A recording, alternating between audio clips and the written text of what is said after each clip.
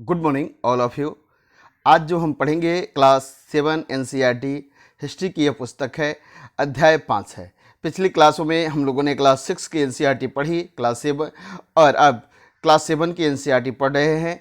Class 7 की NCERT में chapter 1, chapter 2, chapter 3 और चैप्टर 4 हम लोगों ने क्लियर कर लिया है, और उससे संबंधित जो कुछ क्वेश्चन भी हैं उसे भी सॉल्व किया है, और यह भी देखा है कि किस तरह से यहाँ से आयोग में या कम्पिटिटिव एग्जामों में, जो भी कम्पिटिटिव एग्जाम है, कैसे यहाँ से प्रश्न उठाए जाते हैं। यदि आप एनसीईआरटी नहीं क्लियर किए हैं तो आप गाइड और नोट्स को पढ़कर सफलता पाने की अगर इच्छा रखते हैं तो यह असंभव सा है। तो बिल्कुल, यदि आप किसी भी कंपटीशन की तैयारी करना चाहते हैं तो आप एनसीईआरटी को क्लियर करें।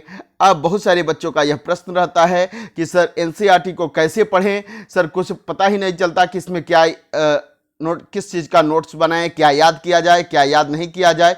तो इसको लेकर मैंने इस एनसीईआरटी की सीरीज बनाने की शुरुआत की है कि उन बच्चों को लाभ हो जिन बच्चों को लगता है कि क्या करें, कैसे करें और किस तरह से नोट्स बनाएं। पूरी डिस्क्रिप्टिव एनसीईआरटी की स्टडी है, इसमें किसी भी तरह का सारांश संग्रह करके इसकी तैयारी नहीं की गई है। इसमें पूरी तरह से डिस्क्रिप्टिव आपको चैप्टर पढ़ाया जाता है और प्रत्येक बिंदु पर आपको ध्यान दिया जाएगा।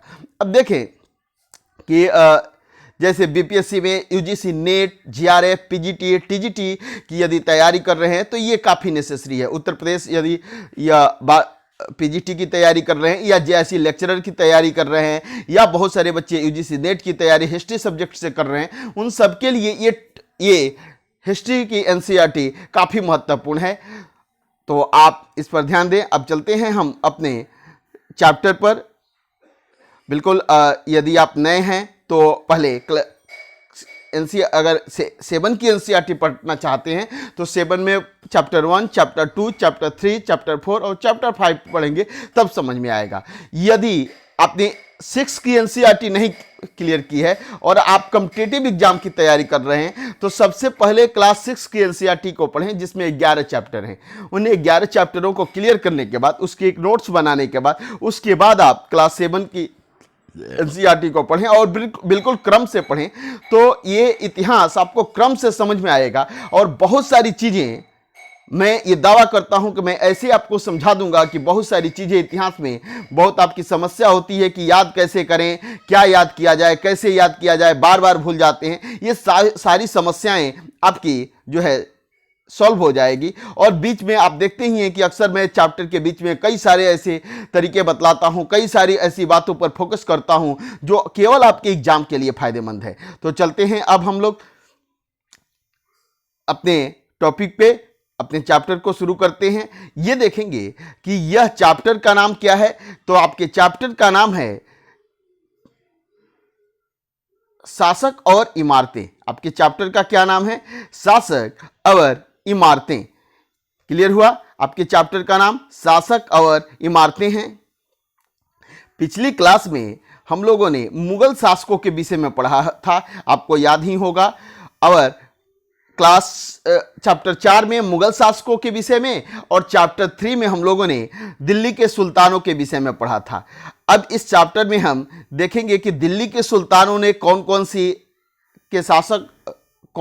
सी इमारतें बनाते हैं, किस शासक ने किस चीज़ का निर्माण किया।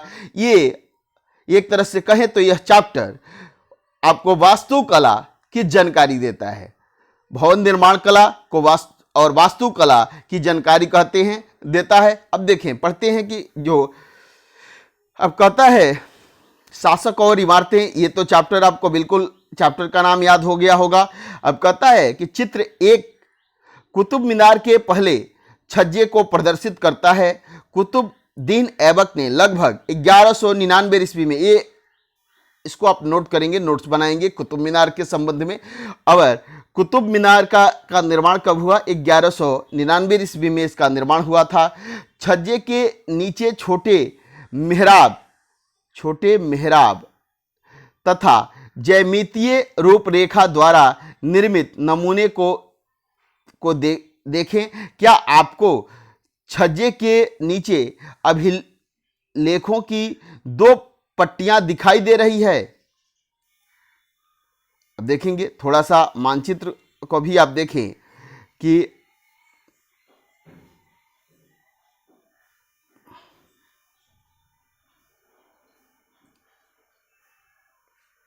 ठीक है, आपने देख लिया।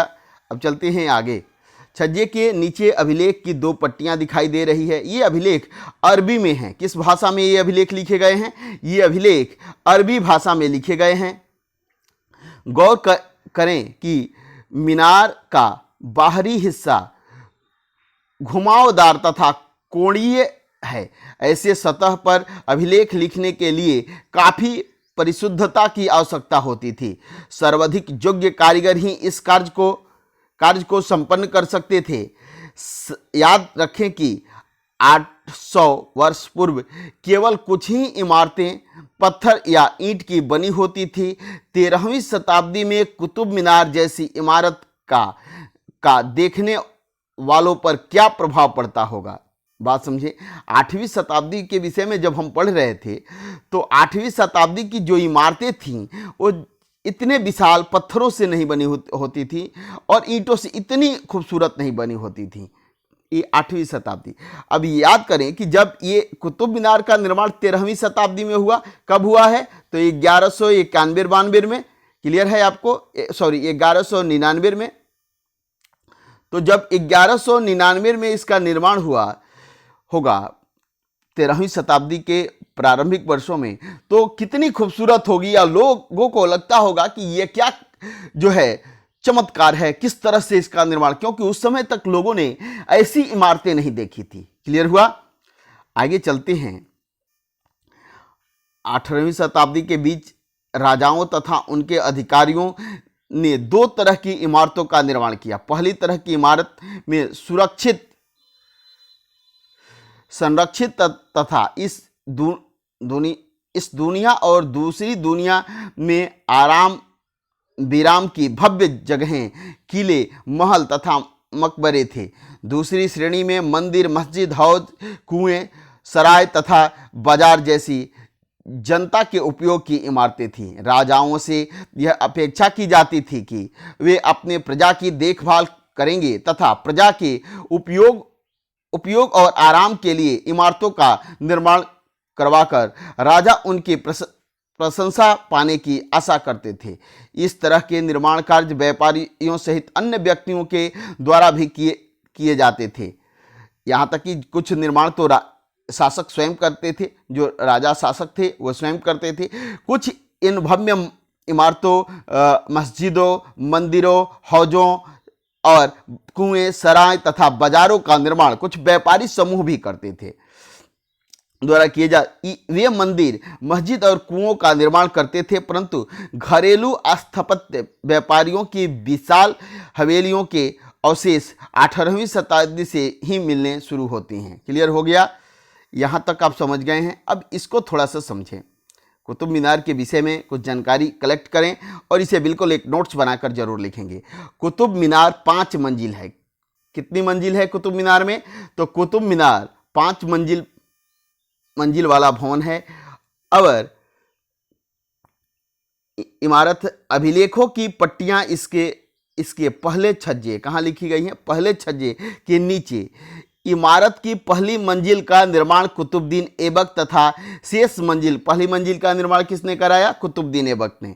तथा शेष कब कराया था? 1199 ईस्वी। याद हो गया होगा ये आपको। 1199 ईस्वी में इसने इसका निर्माण शुरू किया। मंजिलों का निर्माण 1299 के आसपास इल्तुतमिश द्वारा कराया गया। प्रथम मंजिल तो किसने करा दी? कुतुबुद्दीन ऐबक ने। अब कहता है तथा शेष मंजिलों का निर्माण 1299, ये भी 1229, ये भी डेट याद रखेंगे। 1229 ईस्वी में इल्तुतमिश ने कराया। हमने कुतुबुद्दीन ऐबक और इल्तुतमिश के विषय में पढ़ लिया है। किस अध्याय में पढ़ा था? याद होगा आप लोगों को, अध्याय 3 में पढ़ा था, जिसमें देखा था कि कुतुबुद्दीन ऐबक 1206 ईस्वी में कैसे दिल्ली में दिल्ली सल्तनत की स्थापना करता है और कुतुबुद्दीन ऐबक के बाद उसका दामाद इल्तुतमिश 1210 ईस्वी में गद्दी पर बैठता है। तो 1229 ईस्वी में कुतुबुद्दीन ऐबक द्वारा बनाए गए कुतुब मीनार की अन्य मंजिलों का निर्माण यह कराता है। आसपास इल्तुतमिश द्वारा कराया गया कई वर्षों में यह इमारत आंधी तूफान तथा भूकंप की वजह से क्षतिग्रस्त हो गई। अलाउद्दीन खिलजी, मोहम्मद तुगलक, फिरोज शाह तुगलक तथा इब्राहिम लोदी ने इसकी मरम्मत करवाई। क्लियर है? ये समझ कर रखेंगे किस इसकी मरम्मत से कौन कौन सा व्यक्ति जुड़ा हुआ है। तो फिरोज, मोहम्मद बिन तुगलक, फिरोज शाह तुगलक, इब्राहिम लोदी इसकी मरम्मत से जुड़े हुए हैं। अब देखें कि इसमें 5 मंजिल है। पहले इल्तुतमिश ने इसके 4 मंजिलों का निर्माण कराया था। चौथी मंजिल पर बिजली गिर गई और बिजली गिरने के फलस्वरूप वह क्षतिग्रस्त हो गई। उसका पुनः जीर्णोद्धार फिरोज शाह तुगलक ने कराया और एक 5वीं मंजिल जोड़ दिया फिरोज शाह तुगलक ने। क्लियर हो गया? कुतुब मीनार के विषय में ये जानकारी आप इकट्ठा करेंगे और बिल्कुल एक जगह नोट्स बनाकर लिखेंगे कुतुब मीनार के विषय में ये जानकारी। कुतुब मीनार पर लेख किस भाषा में लिखी गई थी? तो अरबी भाषा में। अब चलते हैं हम आगे। अब देखें कि अभी आगरे किले के निर्माण में क्या श्रम लगा है, इसके विषय में यहाँ जानकारी दी जा रही है। तो अभी ही नहीं, इसके बाद हम इसको भी पढ़ेंगे। अभियांत्रिकी कौशल तथा निर्माण कार्य, अभियांत्रिक कौशल तथा निर्माण कार्य स्मारकों से हमने उनके निर्माण में प्रयुक्त शिल्प विज्ञान का भी पता चलता है। छत का ही उदाहरण ले लीजिए। हम 4 दीवारों के आर पार लकड़ियों की सहतीरों अथवा एक पत्थर की पट्टियां रखकर छत बना सकते हैं, लेकिन यह कार्य इस समय बहुत कठिन हो जाता है। यह कार्य उस समय बहुत कठिन हो जाता है जब हम एक विस्तृत अधिरचना वाले विशाल कक्ष का निर्माण करना चाहते हैं। इसके लिए अधिक परिष्कृत कौशल की जरूरत होती है। क्लियर समझ गए? एक छोटा सा अगर भवन बनाना हो तो उसको आप बना लेंगे, लेकिन एक विशाल भवन बनाना हो और इसी तरह से करने हो तो इसके लिए विशेष एक कुशल स्किल्ड डेवलप व्यक्ति की जरूरत है जो इस कला से संबंधित है। 7वीं और 10वीं शताब्दी के मध्य वास्तुकार भवनों में और अधिक कमरे, दरवाजे और खिड़कियां बनाने लगे। छत, दरवाजे और खिड़कियां अभी भी 2 ऊर्ध्वाधर खंभों के आर पार एक अनुप्रस्थ सहस्तिर रखकर बनाए जाते थे। बिल्कुल याद रखेंगे कि भवन कला कैसे थी 7वीं शताब्दी में, इसको ध्यान देंगे। बहुत बार पूछता है कि 7वीं शताब्दी के भवन निर्माण कला या वास्तु निर्माण कला की विशेषता को बताएं या विशेषताओं को समझाएं। तो कैसी थी? 7वीं 10वीं शताब्दी के मध्य वास्तुकार भवनों में और अधिक कमरे, दरवाजे और खिड़कियां बनाने लगे। छत, दरवाजे और खिड़कियां अभी भी 2 ऊर्ध्वाधर खंभों के आर पार एक अनुप्रस्थ सहस्तिर रखकर बनाए जाते थे। वास्तुकला की एक शैली अनुप्रस्थ टोडा निर्माण कहलाई जाती थी। वास्तुकला की यह शैली, जिस शैली के विषय में आपने पढ़ा, यह किस शैली के नाम से जानी जाती थी? अनुप्रस्थ टोडा निर्माण शैली। क्या नाम था इसको? अनुप्रस्थ टोडा निर्माण शैली। यदि आपसे प्रश्न पूछे कि अनुप्रस्थ टोडा निर्माण शैली किस काल में प्रचलित थी, तो 7वीं से 10वीं शताब्दी के मध्य में। इसमें क्या होता था तो क्या कहेंगे? दरवाजे, खिड़कियां, जैसे वास्तुकार भवन ने अधिक कमरे, दरवाजे, खिड़कियां बनाने लगे। छत, दरवाजे और खिड़कियां अभी भी ऊर्ध्वाधर खंभों के आर पार एक अनुप्रस्थ सहस्तिर रखकर बनाए जाते थे। वास्तुकला की यह शैली अनुप्रस्थ टोडा निर्माण कहलाई जाती। 8वीं से 13वीं शताब्दी के बीच मंदिरों, मस्जिदों, मकबरों तथा सीढ़ीदार कुओं, बावली से जुड़े भवनों के निर्माण में इस शैली का प्रयोग हुआ। क्लियर हुआ? इस शैली का प्रयोग, कौन सी शैली? अनुप्रस्थ टोडा निर्माण शैली। यह कैसी शैली है?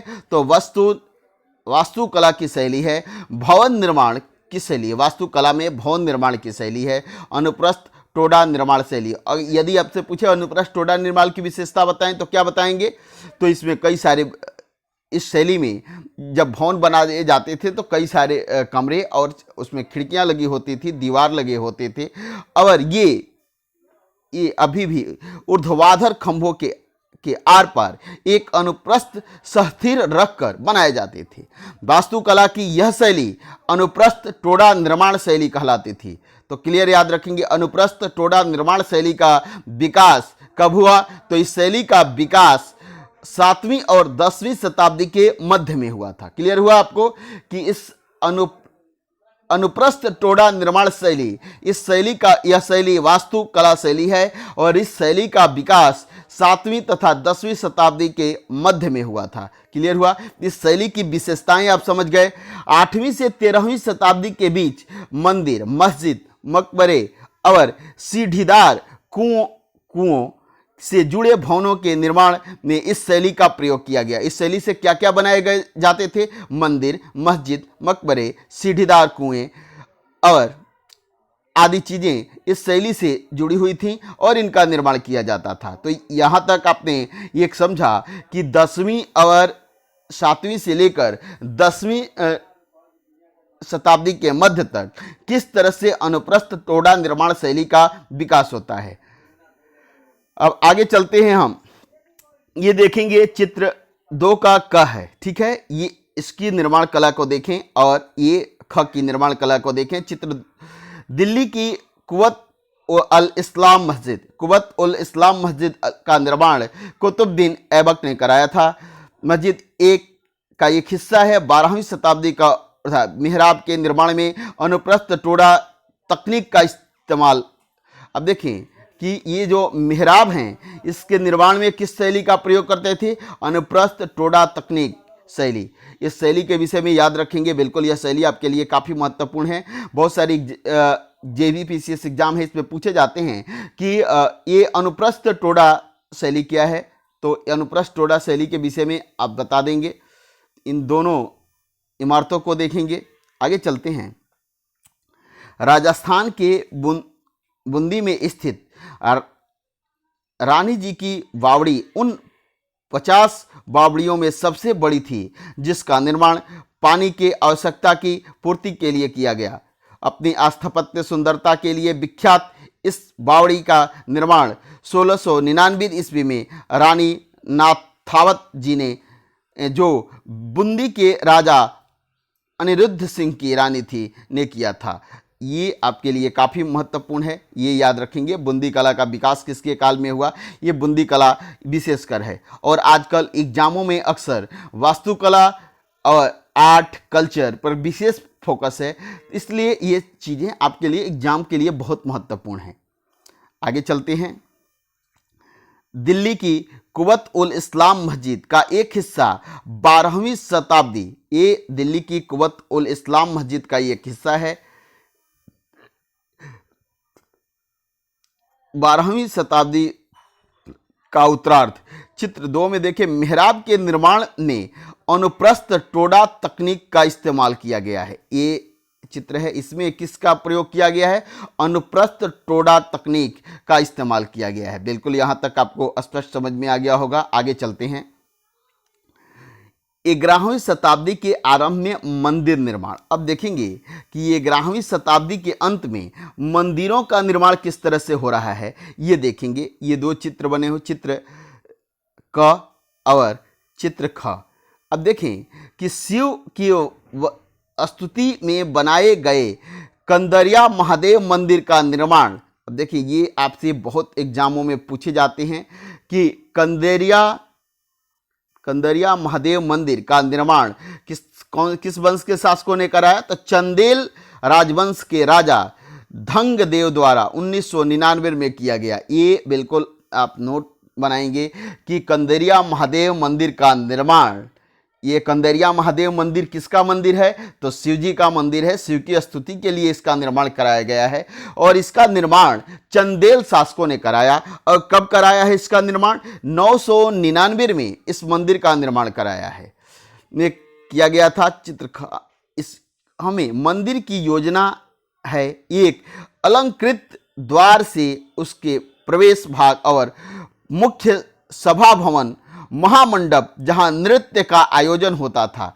ये महामंडप आपसे पूछता है कि महामंडप क्या है, तो महामंडप में नृत्य का आयोजन होता था। मंदिर की योजनाएं हैं, अलंकृत द्वार से प्रवेश भाग है, मुख्य सभा भवन है। इसमें क्या होता था, प्रवेश द्वार, मुख्य सभा भवन जिसे महामंडप कहा जाता था, यहाँ जहाँ नृत्य का आयोजन होता था तक पहुंचा जाता था। प्रमुख देवता की मूर्ति मुख्य मंदिर गर्भगृह में रखी जाती थी। धार्मिक अनुष्ठान, अब देखेंगे, मुख्य मंदिर के गर्भगृह में रखी जाती थी। धार्मिक अनुष्ठान इसी जगह संपन्न, कहाँ धार्मिक अनुष्ठान कहाँ होते थे, तो गर्भगृह में जहां देवता रखे जाते थे। इसमें केवल राजा, उनका राजा और उसका निकटतम परिवार तथा पुरोहित एकत्र होते थे। खजुराहो समूह की राजकीय मंदिर सम्मिलित हैं, जहां सामान्य जनमानस को जाने की अनुमति नहीं थी। ये मंदिर सुपरिष्कृत उत्कीर्णित मूर्तियों से अलंकृत थे। क्लियर हुआ। यज्ञों का आयोजन कहाँ होता था, कौन कौन उसमें भाग लेता था। अब देखेंगे कि तंजावुर, ये सभी मंदिर परीक्षा की दृष्टि से काफ़ी महत्वपूर्ण है। तो ये कंदेरिया महादेव का मंदिर याद रखेंगे। चंदेल शासक धांगदेव ने इसका निर्माण किया है। यही कंदेरिया महादेव का मंदिर है।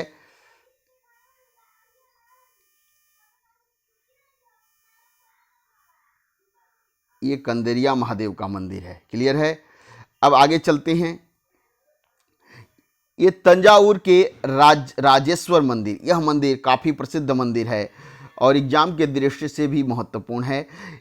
तंजावुर के राजराजेश्वर मंदिर का शिखर, ये देखें, राजराजेश्वर मंदिर का शिखर, राजराजेश्वर मंदिर का शिखर उस समय के मंदिरों में सबसे ऊंचा था। इसका निर्माण कार्य आसान नहीं था, क्योंकि उन दिनों कोई क्रेन नहीं थी, क्रेन जैसी कोई व्यवस्था नहीं थी। शिखर के शीर्ष पर 90 टन का पत्थर ले जाना इतना भारी होता था कि इसे व्यक्ति अपने आप उठाकर नहीं ले जा सकते थे। इसीलिए इस काम के लिए वास्तुकारों ने मंदिर के शीर्ष तक पहुंचने के लिए चढ़ाईदार रास्ता बनाया। रोलरों द्वारा भारी पत्थरों को इस रास्ते से ऊपर ले जाया गया। इस काम के लिए 4 किलोमीटर से ज़्यादा लंबा पत्थर तैयार किया जाता था, जिससे चढ़ाई बहुत खड़ी न हो। मंदिर बन जाने के बाद इसे गिरा दिया गया, लेकिन इस क्षेत्र के लोगों ने मंदिर निर्माण के अनुभव को काफ़ी लंबे समय तक याद रखा। आज भी मंदिर के पास के एक गांव को चारूपल्लम कहा जाता है। क्या कहा जाता है? चारूपल्लम कहा जाता है, जिसका शाब्दिक अर्थ है चढ़ाईदार रास्ते का गांव। चारूपल्लम का मतलब है, यानी जब ये इस मंदिर का निर्माण किया जाता था, अब देखें कि यह जो है तंजावुर के राजराजेश्वर मंदिर का शिखर है, यह कितना ऊंचा है और उस समय क्रेन जैसी कोई व्यवस्था नहीं थी। अब इसके ऊपर जो है 90 टन का एक विशाल पत्थर पहुंचाना हो तो कैसे पहुंचाएं? इसके लिए आप समझ गए कैसे इसका निर्माण करते थे। तो लगभग 4 किलोमीटर दूर से पत्थरों की एक सीढ़ियां बनाते थे, जो धीरे धीरे वहां तक पहुंच जाती थी और जिसमें जो है चढ़ाई बहुत खड़ी नहीं होती थी। और इसीलिए देखें, एक मंदिर के पास का गांव है जिसका नाम चारूपल्लम है। चारूपल्लम का अर्थ होता है चढ़ाईदार रास्ते वाला गांव। चारूपल्लम यानी इस गांव से होकर चढ़ाईदार रास्ते मंदिर के शिखर तक बनाए जाते थे। पुनः इसको क्या किया जाता था कि ध्वस्त कर दिया जाता था। क्लियर हुआ? दो मंदिरों के शिखरों में आप क्या अंतर देखते हैं? क्या आप यह समझ सकते हैं कि राजराजेश्वर मंदिर का निर्माण कंदरिया महादेव के शिखर से 2 गुना ऊंचा है। अब देखें, यह कंदेरिया महादेव मंदिर का शिखर है और यह राजराजेश्वर मंदिर का शिखर है। क्लियर हुआ? इन दोनों शिखरों को देखें। अब देखेंगे कि शिखर निर्माण में दोनों में एक ही तरह की विशेषताएं दिखती हैं, लेकिन इसकी ऊंचाई काफी अधिक है। कंदेरिया महादेव मंदिर से तंजावुर राजराजेश्वर मंदिर का शिखर काफी ऊंचा है। अब देखिए आगे चलते हैं। 12वीं शताब्दी में 2 प्रौद्योगिकी एवं शैली संबंधी परिवर्तन दिखाई पड़ने लगे। दरवाजों और खिड़कियों के ऊपर की अधिरचना का भार कभी कभी मेहराबों पर डाल दिया जाता था। वास्तुकला का यह चापाकार रूप था। ठीक है। मेहराब का विशुद्ध रूप, मेहराब में के मध्य में डाट अधिरचना के भार को मेहराब की आधारशिला पर डाल दिया जाता था। अब आगे चलते हैं। निर्माण कार्य की में चूना, पत्थर, सीमेंट। अब निर्माण कार्य में किस किस चीज़ का प्रयोग किया जाता था तो देखेंगे। निर्माण कार्य में चूना, पत्थर, सीमेंट का प्रयोग बढ़ गया। यह उच्च श्रेणी की सीमेंट होती थी जिसमें पत्थर के टुकड़ों के मिलाने से कंक्रीट बनती थी। इसकी वजह से विशाल ढांचों का निर्माण सरलता और तेजी से होने लगा। चित्र 6 में निर्माण स्थल पर एक नज़र डालें। अब देखेंगे यह चित्र संख्या 6 है और इसमें निर्माण स्थल पर एक नज़र डालें कैसे इसका निर्माण हो रहा है। मेहराब विशुद्ध अल्लाई दरवाजे का मेहराब आरंभिक 14वीं सदी कुबल अल इस्लाम मस्जिद दिल्ली। मेहराब विशुद्ध अलाई दरवाजे का मेहराब, ये देखेंगे ये अलाई दरवाजे का मेहराब है। ठीक है। आगरा किले में जल द्वारा निर्माण को दिखाती एक चित्रकारी इसे अकबरनामा से लिया गया है। अब देखिए मंदिरों, मस्जिदों और हौजों का निर्माण। मंदिरों और मस्जिदों का निर्माण बहुत सुंदर तकनीक से किया जाता था क्योंकि वे उपासना के स्थल थे। वे अपने संरक्षक की शक्ति, धन, वैभव तथा भक्ति भाव का भी प्रदर्शन करते थे। ये मंदिर क्या क्या चीज़ें बतलाते थे तो शासक की शक्ति, वैभव, उसकी भक्ति को प्रदर्शित। उदाहरण के लिए राजराजेश्वर मंदिर को लिया जा सकता है। एक अभिलेख में इस बात का संकेत मिलता है कि इस मंदिर का निर्माण राजा राजदेव ने कराया था। अपने देवता राजराजेश्वर की उपासना हेतु किया था। ध्यान दें कि राजा और उसके देवता के नाम काफ़ी मिलते जुलते हैं। राजा ने इस तरह का नाम इसलिए रखा क्योंकि यह नाम मंगलकारी था और राजा स्वयं को ईश्वर के रूप में दिखाना चाहता था। धार्मिक अनुष्ठान के जरिए मंदिर में एक देवता राजा राजदेव, दूसरे देवता राजा राजेश्वरम का सम्मान करता था। राजा राजदेव और दूसरा देवता राजा राजेश्वरम का सम्मान करता था। सभी विशालतम मंदिरों का निर्माण राजाओं ने कराया था। मंदिर के अन्य लघु देवता शासक के सहयोगियों तथा अधीनस्थों के देवी देवता थे। यही मंदिर शासक और उसके सहयोगियों द्वारा शासित विशाल एवं सहयोगियों द्वारा शासित विश्व का एक लघु रूप ही था। जिस तरह से वे राजकीय मंदिरों में इकट्ठे होकर अपने देवताओं की उपासना करते थे, ऐसा प्रतीत होता था मानो उन्होंने देवताओं के न्यायप्रिय शासन को पृथ्वी पर ला दिया हो। मुसलमान सुल्तान तथा बादशाह स्वयं को भगवान के अवतार होने का दावा तो नहीं करते थे, किंतु फारसी दरबारी इतिहासों में सुल्तानों का वर्णन अल्लाह की परछाई के रूप में हुआ है। दिल्ली की एक मस्जिद के अभिलेख से पता चलता है कि अल्लाह ने अलाउद्दीन को शासक इसलिए चुना था क्योंकि उसमें अतीत के महान विधिकर्ताओं मूसा और सुलेमान की विशिष्टताएं मौजूद थी। सबसे महान विधिकर्ता और वास्तुकार अल्लाह स्वयं था। उसने अव्यवस्था को दूर करके विश्व का सृजन किया तथा एक व्यवस्था और संतुलन कायम किया। क्लियर हुआ यहाँ तक। सत्ता में आने पर प्रत्येक राजवंश के राजा ने शासक होने के अपने नैतिक अधिकार पर और जोर डाला। उपासना के स्थानों के निर्माण में ने शासकों को ईश्वर के साथ अपने घनिष्ठ संबंध की उद्घोषणा करने का मौका दिया। ऐसा उद्घोषणा तेजी से बदलती राजनीति के संदर्भ में महत्व ग्रहण कर लेती थी। शासकों ने विद्वान तथा धर्मनिष्ठ व्यक्तियों को भी आश्रय प्रदान किया और अपनी राजधानियों तथा नगरों में महत्वपूर्ण सांस्कृतिक केंद्रों के रूप में परिवर्तन करने का प्रयास किया। इन सब से उनके शासन तथा राज्य को ख्याति मिलती थी। बात यहाँ तक आपको समझ में आई। भव्य शासक जो भव्य मंदिर बनाते थे जिससे उनकी प्रतिष्ठा भी बढ़ती थी और वह अपने को ईश्वर का प्रतिनिधि साबित करने, ईश्वर की छाया साबित करने का प्रयास करते थे। व्यापक समझ यह थी कि न्यायप्रिय राजा का राज ऐसा होगा जहाँ खुशहाली होगी और जहाँ पर्याप्त वर्षा होगी। इसी तरह हौजों और जलाशयों के निर्माण द्वारा बहुमूल्य पानी उपलब्ध कराने के कार्य की बहुत प्रशंसा की जाती थी। सुल्तान इल्तुतमिश ने दिल्ली ये कोहना के एकदम निकट एक विशाल तालाब का निर्माण करके व्यापक सम्मान प्राप्त किया।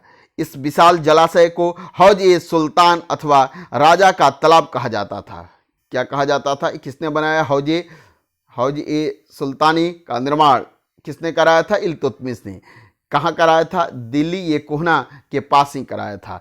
राजा तालाब कहा जाता था। क्या आप इसे अध्याय 3 में मानचित्र 1 में ढूंढ सकती हैं? शासक प्रायः सामान्य लोगों के लिए बड़े और छोटे हौजों और तालाबों का निर्माण करवाते थे। कभी कभी वे किसी मंदिर मस्जिद में, जैसे चित्र 7 में जामी मस्जिद के छोटे हौज पर ध्यान दें, अथवा गुरुद्वारे सिखों के एकत्रित होने और उपासना स्थान का चित्र 8 का हिस्सा होती हैं। अब देखें, थोड़ा सा चित्र है, इन चित्रों को देखें। ये है तालाब, ठीक है। इसी तरह का एक तालाब आप यहाँ भी देखेंगे।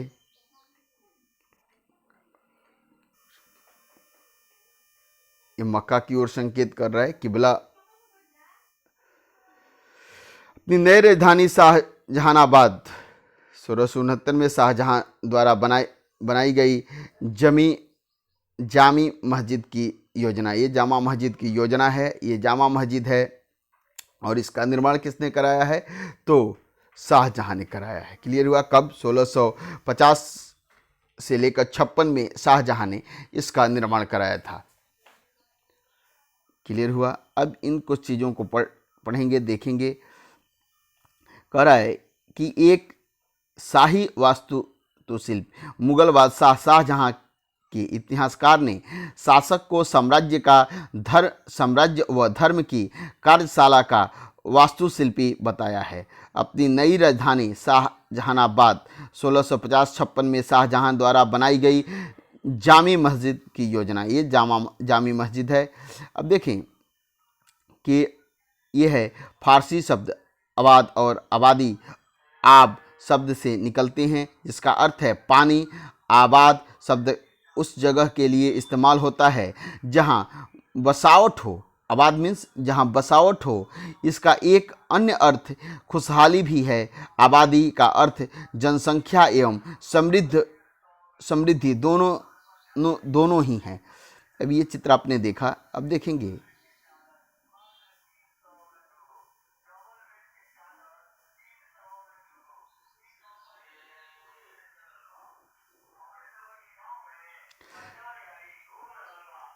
अब देखिए मंदिरों को क्यों नष्ट किया गया। अब देखेंगे यहाँ समझेंगे कि मंदिरों को नष्ट क्यों। राजा मंदिरों का निर्माण अपनी शक्ति, धन, संपदा और ईश्वर के प्रति निष्ठा के प्रदर्शन हेतु करते थे। ऐसे में यह बात आश्चर्यजनक नहीं लगती है कि जब उन्होंने एक दूसरे के राज्यों पर आक्रमण किया तो उन्होंने प्रायः ऐसी इमारतों का पर निशाना साधा। 9वीं शताब्दी के आरंभ में जब पांड्य राजा श्रीवल्लभ ने श्रीलंका पर आक्रमण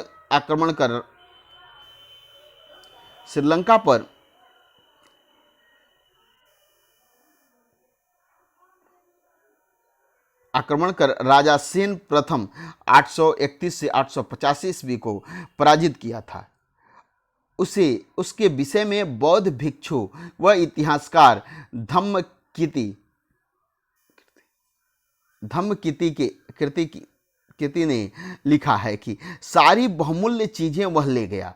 रत्न महल में रखी स्वर्ण की बनी बुद्ध की मूर्ति और विभिन्न मठों में रखी सोने की प्रतिमाओं तथा सभी को उसने जब्त कर लिया। सिंहली शासक ने आत्माभिमान को इससे जो आघात लगा था उसका बदला लिया जाना स्वाभाविक था। अगले सिंहली शासक सेन द्वितीय ने अपने सेनापति को पांड्यों की राजधानी मदुरै पर आक्रमण करने का आदेश दिया। बौद्ध इतिहासकार ने लिखा है कि इस अभियान में बुद्ध की स्वर्ण मूर्ति को पुनः ढूंढ निकालने तथा वापस लाने हेतु महत्वपूर्ण प्रयास किए गए। क्या देखा है आपने यहाँ कि एक इमारतें पर निशान से 9वीं शताब्दी के आरंभ में जब पांड्यन राजा श्रीवल्लभ ने श्रीलंका पर आक्रमण किया। कब किया? पांड्य शासक है, श्रीलंका पर आक्रमण किया। ये आपके लिए महत्वपूर्ण है, नोट रखेंगे। श्रीलंका पर आक्रमण कर राजा सेन प्रथम श्रीलंका का राजा कौन था? राजा सेन प्रथम। इसका टाइम पीरियड 831 से 851 को पराजित किया।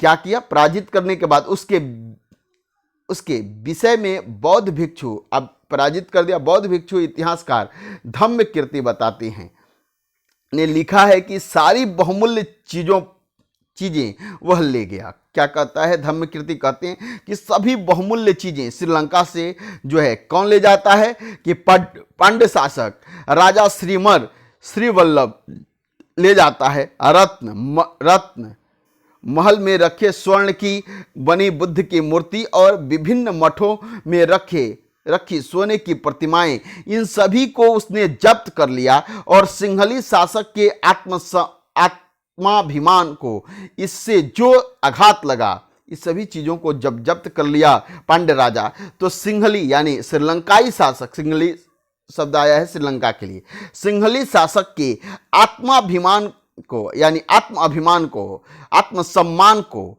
इससे जो आघात लगा था उसका बदला लिया जाना स्वाभाविक था। कौन कहता है? यह धम्मकिति इतिहासकार हैं, ये अपनी पुस्तक में लिखते हैं।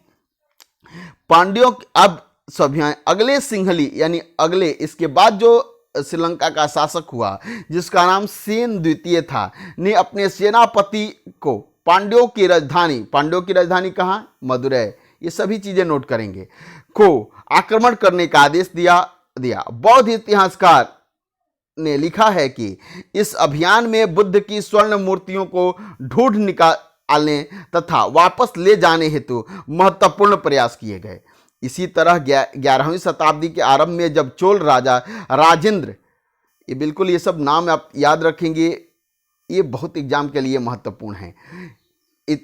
कब 11वीं शताब्दी के आरंभ में जब चोल राजा राजेंद्र प्रथम ने अपनी राजधानी में शिव मंदिर का निर्माण करवाया था, तो उसने पराजित शासकों से जब्त की गई उत्कृष्ट प्रतिमाओं से इसे भर दिया। एक अधूरी सूची में निम्न चीजें सम्मिलित थी: चालुक्यों से प्राप्त एक सूर्य पीठिका, एक गणेश मूर्ति तथा दुर्गा की कई मूर्तियां पूर्वी चालुक्यों से प्राप्त कर नंदी प्राप्त एक नंदी मूर्ति, उड़ीसा के कलिंगों से प्राप्त भैरव शिव का एक रूप तथा भैरव की एक प्रतिमा तथा बंगाल के पालों से प्राप्त काली की प्रतिमा।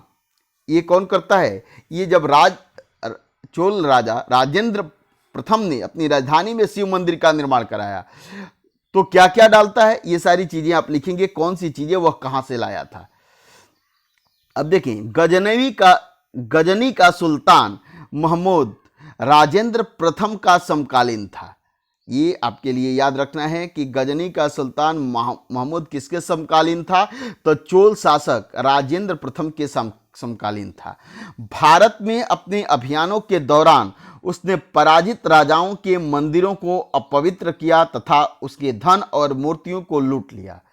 उस समय सुल्तान महमूद कोई बहुत महत्वपूर्ण शासक नहीं था, लेकिन मंदिरों को नष्ट करके, खास तौर से सोमनाथ का मंदिर, याद होगा सोमनाथ, ये गुजरात में 12 ज्योतिर्लिंग, जो शिव के 12 ज्योतिर्लिंग है, इसी में एक ज्योतिर्लिंग है सोमनाथ का मंदिर। यह आज गुजरात में स्थित है। उसने एक महान इस्लामी योद्धा के रूप में श्रेय प्राप्त करने का प्रयास किया। मध्ययुगीन राजनीतिक संस्कृति में ज्यादातर शासक अपने राजनैतिक बल व सैनिक सफलता का प्रदर्शन पराजित शासकों के उपासना स्थलों पर आक्रमण करके और उसे लूट कर करते थे। ये गजनवी का आक्रमण है, इसके विषय में आप एक नोट्स बनाएंगे, क्यों ये आक्रमण किए जाते थे। और बिल्कुल यदि जो बातें आपको समझ में नहीं आती हों और क्या है, अगर इसके बावजूद भी मैं ज़्यादातर डिस्क्राइब करके आपको पढ़ाने का प्रयास करता हूं, लेकिन समझा देने का प्रयास करता हूं, उसके बावजूद भी यदि आपको समझ में नहीं आती है तो आप कमेंट बॉक्स में कमेंट करेंगे, इसका जवाब, आपके प्रश्नों का जवाब मैं जरूर दूंगा। किसी भी तरह के इस चैप्टर से संबंधित जो प्रश्न होंगे आप पूछेंगे, जहां आपको समझ में नहीं आएगी कमेंट करेंगे, उस कमेंट का जवाब मैं जरूर दूंगा। 1-2 दिन लेट हो सकता है, लेकिन कमेंट का जवाब दूंगा। अब आगे चलते हैं। राजेंद्र प्रथम तथा महमूद गजनवी की नीतियां किन रूपों में समकालीन समय की देन थी और किन रूपों में ये एक दूसरे से भिन्न थी। अब देखें, ये आपके जो है कई सारे एग्जामों के लिए और आपके नॉलेज के विस्तार के लिए काफ़ी महत्वपूर्ण जो है प्रश्न है। इस पर आप चर्चा करें, इसे आप लिखने का प्रयास करें कि राजेंद्र प्रथम तथा महमूद गजनवी की नीतियां, क्या नीतियां थी, पहले तो आप ये बताएंगे नीतियां किन रूपों में समकालीन समय की देन थी और किन रूपों में ये एक दूसरे से भिन्न थी, ये आपको बताने होंगे। क्लियर हुआ? अब देखें, बाग, मकबरे तथा किले। अब बागों का निर्माण क्यों कराया जाता था, मकबरे क्यों बनाए जाते थे, किले क्यों बनाए जाते थे। अब देखेंगे यहां कि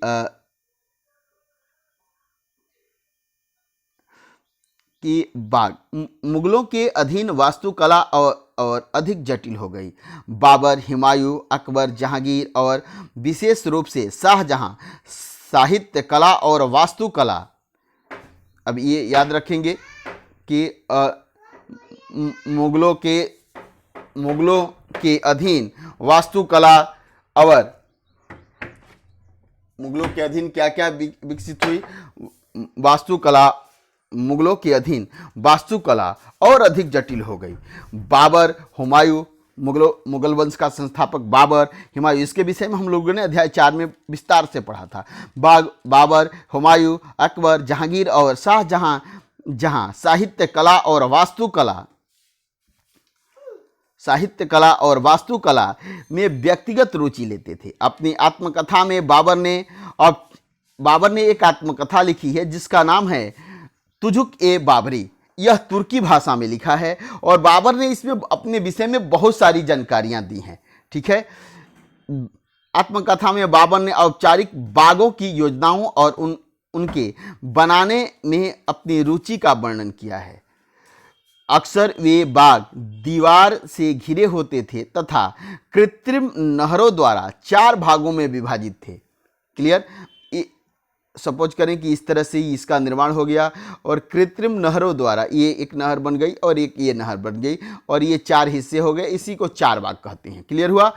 कृत्रिम नहरों द्वारा 4 भागों में विभाजित आयताकार कैसे होते थे, तो ये आयताकार है, आपने देखा आयताकार हाथे में स्थित थे। औपचारिक बागों की योजनाओं नाव और उनके बनाने तथा खाका तैयार करने में बाबर ने अपनी रुचि का वर्णन किया। तो 4 बाग का निर्माण किसने कराना शुरू किया था, तो बाबर ने। क्लियर हुआ? अब ये एक उसी 4 बाग की एक तस्वीर है, जैसे आपने देखा कि ये 4 बाग की तस्वीर है, कैसे इसमें बनाने वाले इसका निर्माण कर रहे हैं। 4 समान हिस्सों में बटे होने के कारण ये 4 बाग कहलाती हैं। 4 बाग बनाने की परंपरा अकबर के समय में से शुरू हुई और 4 बाग बनाने की परंपरा अकबर के समय से शुरू हुई। कुछ सर्वाधिक सुंदर 4 बागों को कश्मीर, आगरा और दिल्ली में जहांगीर और शाहजहां ने बनाया। क्लियर है? इस बात को बिल्कुल आप याद रखेंगे कि 4 बाग का वर्णन किसने किया है, तो बाबर ने किया है। किस पुस्तक में? अपनी पुस्तक तुजुक ए बाबरी में करता है। क्लियर हो गया कि अपनी पुस्तक तुजुक ए बाबरी बाबर ने लिखी है। इसमें क्या है, बाबर की यह आत्मकथा है, यह स्वयं इसका लेखक बाबर है। और इस किस भाषा में लिखी गई है तुजुक ए बाबरी, तो यह पुस्तक जो है तुर्की भाषा में लिखी गई है और मुंबईयन शैली में लिखी गई है। अब देखेंगे कि 4 बाग अकबर के समय में, ये ध्यान देंगे कि अकबर के समय से शुरू हुई 4 बाग बनाने की परंपरा।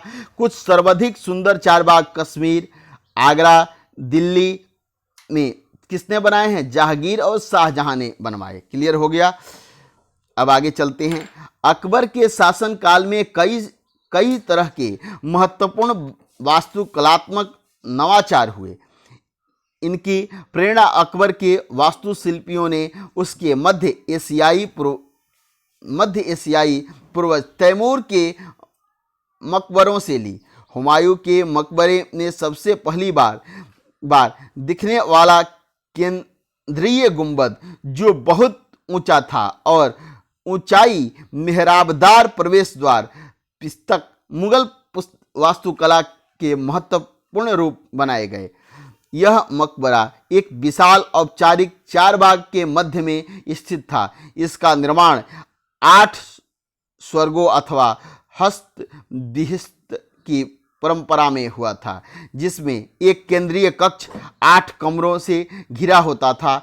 इस इमारत का निर्माण लाल बलुआ पत्थर से हुआ था तथा इसके किनारे सफेद संगमरमर से बने थे। क्लियर हुआ? अब देखें, काबुल में 4 बाग का खाका बनाते बाबर की 1590 की एक चित्रकारी।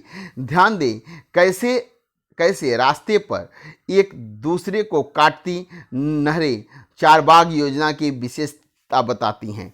1562 व 1571 के बीच निर्मित हुमायूं का मकबरा, क्या आप नहरों को देख सकते हैं? अब देखें, ये हुमायूं का मकबरा है। इसका निर्माण कब हुआ है, तो 1562 और 1571 के बीच। अब आप बताएंगे कि 1562 से 1571 के बीच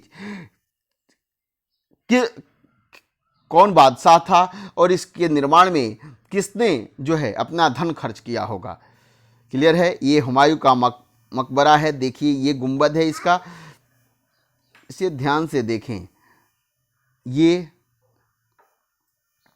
आगे चलते हैं। दिल्ली में दीवान ए आम में सिंहासन पर छज्जा, इसका निर्माण 1648 ईस्वी में पूरा किया गया। देख रहे हैं आप, ये दिल्ली में निर्मित यह दीवान ए आम है। ये छज्जा आप देख रहे हैं। दीवान ए आम में सिंहासन है और सिंहासन के ऊपर इस छज्जे का निर्माण किया गया है। क्लियर हुआ? शाहजहां के शासनकाल के दौरान मुगल वास्तुकला के विभिन्न तत्व एक विशालतम सद्भावपूर्वक विश्लेषण मिला दिए गए। शाहजहां के शासन में एक अनवरत निर्माण कार्य चलते रहे। विशेष रूप से आगरा और दिल्ली में सार्वजनिक और व्यक्तिगत सभा हेतु समारोह कक्षों, दीवाने खास और दीवाने आम की योजनाएं बहुत सावधानी पूर्वक बनाई जाती थी। एक विशाल आंगन में स्थित ये दरबार चिहिल सुतून अथवा 40 खंभों के सभा भवन भी कहलाते थे। क्लियर हुआ? अब आगे चलते हैं। शाहजहां के सभा भवन विशेष रूप से मस्जिद से मिलते जुलते बनाए गए थे। उसका सिंहासन जिस मंच पर रखा था उसे प्रायः किबला नमाज के दौरान मुसलमानों के सामने की दिशा को क्या कहते हैं? किबला। यानी जिस तरह जो है मक्का शहर है उधर ही उसे किबला, उस दिशा को किबला कहते हैं, पश्चिम दिशा को कहा जाता था, क्योंकि जिस समय दरबार चलता था उस समय प्रत्येक व्यक्ति उस ओर ही मुंह करके बैठता था। इन वास्तुकलात्मक अभिलक्षणों का इस ओर इशारा था कि राजा पृथ्वी पर ईश्वर का प्रतिनिधि है। क्लियर हुआ? शाहजहां ने दिल्ली के लाल किले के अपने नवनिर्मित दरबार में राजकीय न्याय और शाही दरबार के अंतः संबंध पर बहुत बल दिया। बादशाह के सिंहासन के पीछे पितरादुरा के जड़ाऊ काम की एक श्रृंखला बनाई गई थी, जिसमें पौराणिक यूनानी देवता आर्फियस को बीड़ा बजाते हुए चित्रित किया गया था। ऐसा माना जाता है कि आर्फियस का संगीत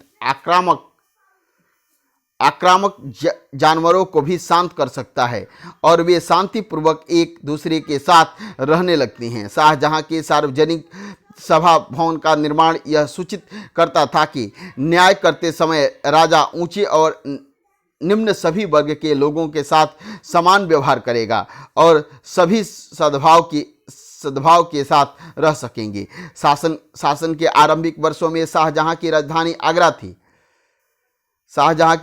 आगरा थी।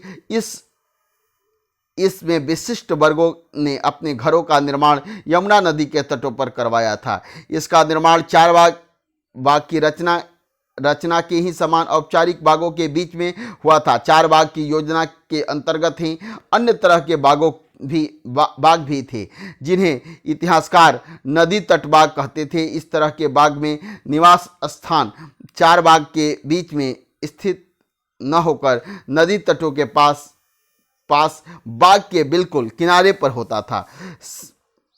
शाहजहां ने अपने शासन के भव्यतम वास्तुकलात्मक उपलब्धि ताजमहल के नक्शे में नदी तट बाग की योजना अपनाई। यह सफ़ेद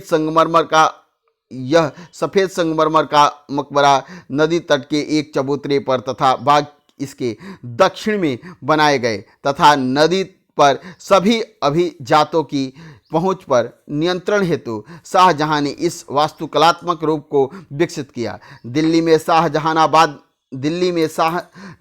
में उसने जो नया शहर निर्मित करवाया उसे शाही महल नदी पर स्थित था। केवल विशिष्ट कृपा प्राप्त अभिजातों जैसे उसके बड़े बेटे दारा शिकोह को नदी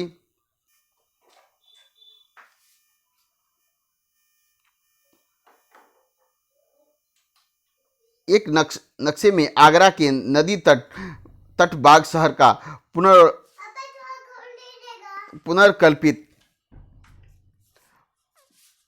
पुनर्कल्पित दृश्य ध्यान दें कि कैसे यमुना के दोनों तटों पर अभिजातों के बाग महल स्थित हैं। ताजमहल बाईं ओर चित्र 15 में दिखाई दी गई दिल्ली के शाहजहानाबाद की योजना की तुलना आगरा की योजना से करें। 1850 का शाहजहानाबाद का एक नक्शा बादशाह का निवास कहाँ है। शहर काफ़ी घना बसा हुआ लगता है, लेकिन क्या आपको यहाँ कई बड़े भाग भी दिखाई देते हैं? कि आप मुख्य भाग व जामी मस्जिद ढूंढ सकते हैं। मिलती थी। अन्य सभी को अपने घरों का निर्माण यमुना नदी के दूर शहरों में करवाना पड़ता था। क्षेत्र व साम्राज्य। अब देखेंगे यहाँ कि क्षेत्र और साम्राज्य के विषय में समझेंगे। 8वीं और व 18वीं शताब्दी के बीच जब निर्माण संबंधी गतिविधियों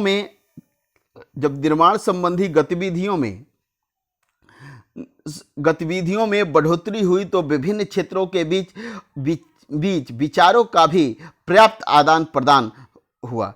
एक क्षेत्र की परंपराएं दूसरे क्षेत्र द्वारा अपनाई गई। उदाहरण के लिए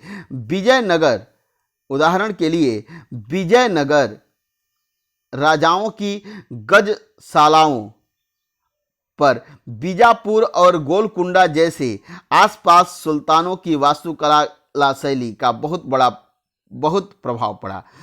अध्याय 6 में देखेंगे कि मथुरा के निकट स्थित वृंदावन में बने मंदिरों की वास्तुकलात्मक शैली फतेहपुर सीकरी में मुगल महलों से बहुत मिलती जुलती हैं। क्लियर हुआ। विशाल साम्राज्यों के निर्माण ने विभिन्न क्षेत्रों को उनके शासन के अधीन ला दिया। इससे कलात्मक रूपों व वास्तुकलात्मक शैलियों की परसंचयन में मदद मिली। मुगल शासक अपने भवनों के निर्माण में क्षेत्रीय वास्तुकलात्मक शैली अपनाने में विशेष रूप से दक्ष थे। क्लियर हुआ। कुछ क्षेत्र की वास्तुकलात्मक शैली थी, उसे भी मुगल शासक अपनी भवनों के निर्माण शैली में शामिल करते थे। उदाहरण के लिए बंगाल में स्थानीय शासकों ने छप्पर की झोपड़ी के समान दिखने वाली छत का निर्माण करवाया। मुगलों को यह बांग्ला गुंबद अध्याय 9 में चित्र 11 और 12 देखेंगे जब अध्याय 9 पढ़ेंगे। इतना पसंद आया था कि उन्होंने अपने वास्तुकला में इसका उपयोग किया। अन्य क्षेत्रों का प्रभाव भी स्पष्ट था। अकबर की राजधानी फतेहपुर सीकरी की कई इमारतों पर गुजरात और मालवा की वास्तुकला का प्रभाव दिखता है। क्लियर हुआ।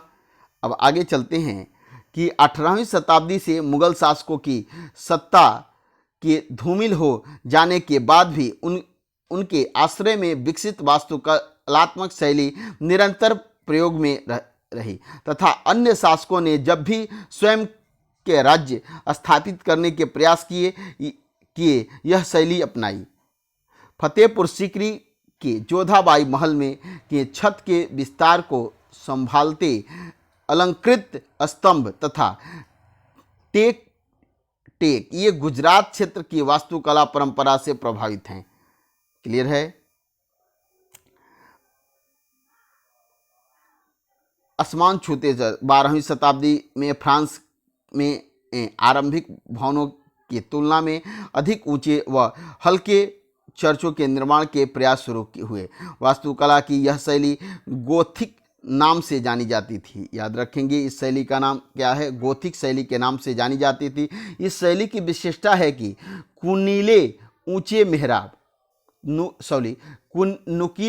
ऊंचे मेहराब, रंगीन कांच का प्रयोग जिसमें प्रायः बाइबिल से लिए गए दृश्यों का चित्रण है तथा उड़ते हुए पुस्ते दूर से ही दिखने वाली ऊंची मीनारें और घंटी वाले बुर्ज बाद में चर्च में जुड़े। क्लियर हुआ। इस वास्तुकला शैली के सर्वोत्कृष्ट ज्ञात उदाहरण में से एक पेरिस का नाइट्रेडम चर्च है। 12वीं और 13वीं शताब्दी के इस दशकों में इसका निर्माण हुआ। यह है पेरिस का एक चर्च है फ्रांस का, जिसे देखेंगे कैसे इसका निर्माण किया गया है।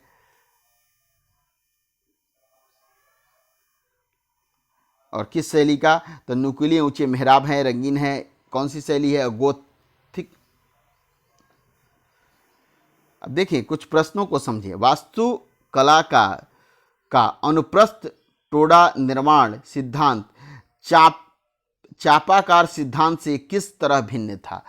अब ये आप बताएंगे कि यह अनुप्रस्थ टोडा निर्माण सिद्धांत चापाकार सिद्धांत से किस तरह से भिन्न था। इन दोनों को समझाएंगे, पहले ही आपको बताया, और इन दोनों प्रश्नों का उत्तर आप दें, किस तरह से इसमें क्या अंतर थे, कैसी भिन्नता थी।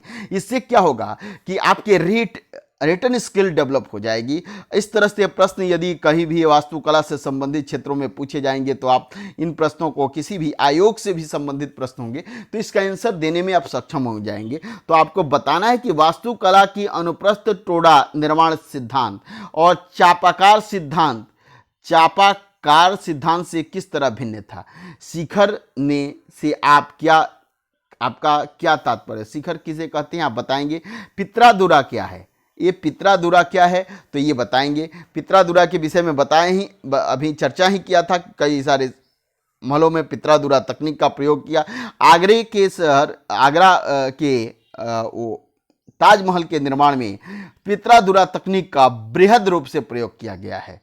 ठीक है, अब आगे चलते हैं। आइए समझें किसी मंदिर से एक राजा की महानता की सूची कैसे मिलती है। अब ये बताएंगे, ये सब पर चर्चा हम कर लिए हैं और ये आप लिख कर बताएंगे हमें कि किसी एक मंदिर को देखने से किसी राजा की महानता की सूची हमें किस तरह से प्राप्त होती है, ये बताएंगे। दिल्ली में शाहजहां के दीवान ए खास में एक अभिलेख में कहा गया है, अगर पृथ्वी पर कहीं स्वर्ग है तो यही है, यही है, यही है। यह धारणा कैसे बनी, क्लियर है, इस पर भी चर्चा करें। मुगल दरबार से इस बात का कैसे संकेत मिलता था कि बादशाह धनी, निर्धन, शक्तिशाली, कमजोर सभी के लिए समान न्याय करेगा। अभी इसके विषय में पढ़ाया था, इस पर चर्चा, इस प्रश्नों का उत्तर दें। शाहजहानाबाद में नए मुगल शहर की योजना में यमुना नदी की क्या भूमिका थी। कुछ विचार करने वाले प्रश्न हैं। आज धनी और शक्तिशाली लोग विशाल घरों का निर्माण करवाते हैं। अतीत में राजाओं तथा उनके दरबारियों के निर्माण किन मायनों में इनसे भिन्न थे। चित्र 4 पर नज़र डालें। यह इमारत आज कैसे तेजी से बनाई जा सकती है। आइए करके देखें, कुछ करने वाली चीज़ें हैं कि इसे करके देखना है। तो आज हम लोगों ने एनसीईआरटी का अध्याय जो है 5 पढ़ा। पिछली क्लासों में जो है हम लोगों ने बहुत चीज़ें पढ़ी थी, जैसे इस अध्याय 5 जो है इसका चैप्टर, इस टॉपिक का नाम है शासक और इमारतें।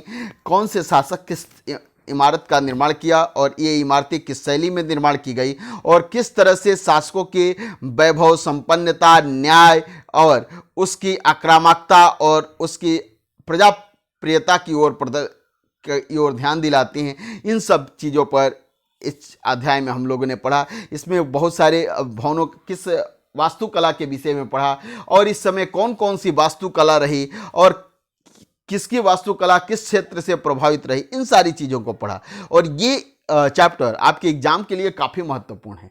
इस चैप्टर को आप जितनी अधिक 2-3 बार से क्लियर नहीं होगा तो 4 बार 5 बार पढ़ें और जिन प्रश्नों पर हमने चर्चा की है उन प्रश्नों को कुछ लिखने का प्रयास करें। इसके लास्ट में जो भी ये आप आयोग संबंधी एग्जाम उसे लिखें, इससे क्लियर आपकी रिटन स्किल डेवलप होगी। दैट्स ऑल, थैंक यू, धन्यवाद।